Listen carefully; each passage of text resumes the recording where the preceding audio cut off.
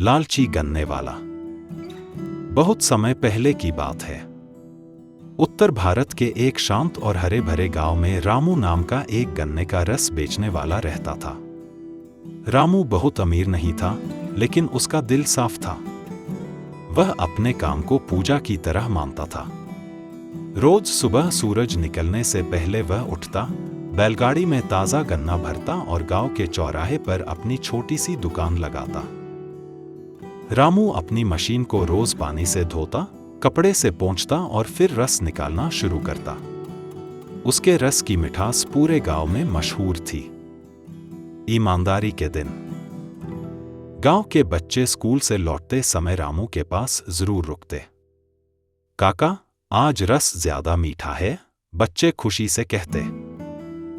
रामू मुस्कुराकर जवाब देता, बेटा, मेहनत और ईमानदारी का स्वाद हमेशा मीठा होता है। गांव के बुजुर्ग उसे आशीर्वाद देते और किसान उसे अपना भाई मानते थे। रामू की आमदनी धीरे धीरे बढ़ने लगी।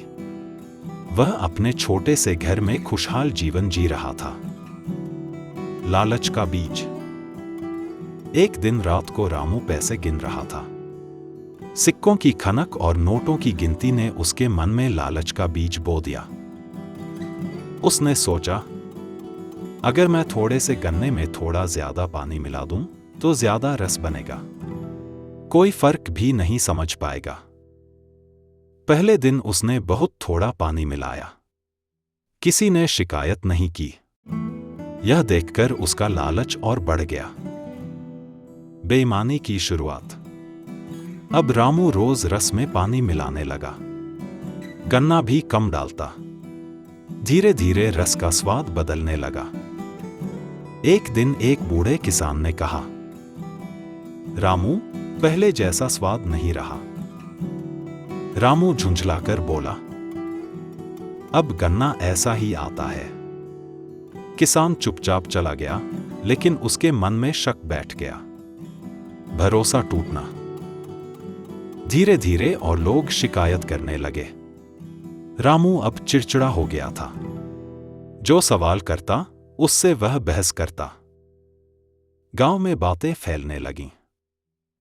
रामू अब पहले जैसा नहीं रहा। फिर भी रामू ने नहीं सुधारा। उसे लगा पैसा ही सब कुछ है। मेले की घटना। कुछ महीनों बाद गांव में बड़ा मेला लगा। शहर से कई दुकानदार आए। उनमें एक श्याम नाम का ईमानदार गन्ने वाला भी था। उसका रस साफ, मीठा और सस्ता था। लोग श्याम के पास लाइन लगाने लगे। रामू की दुकान खाली होने लगी। रामू का दिल जल उठा, लेकिन उसने अपनी गलती नहीं मानी। पतन की शुरुआत। मेले के बाद भी लोग रामू के पास नहीं आए। उसकी कमाई घटती गई। एक दिन वह पूरा दिन बैठा रहा, कोई ग्राहक नहीं आया। उस रात वह भूखा सोया। उसे मां की आवाज याद आई, बेटा, लालच इंसान को अंधा कर देता है। उसकी आंखों से आंसू बहने लगे। दुख का समय। बरसात का मौसम आ गया। रामू के पास पैसे नहीं थे कि नया गन्ना खरीदे। उसकी मशीन भी खराब हो गई। एक दिन वही बूढ़ा किसान आया और बोला, बेटा, गलती मान लो, गांव माफ कर देगा। आत्मबोध और बदलाव। रामू को एहसास हुआ कि उसने सिर्फ लोगों को नहीं, खुद को भी धोखा दिया है। अगले दिन उसने गांव के चौराहे पर सबके सामने माफी मांगी।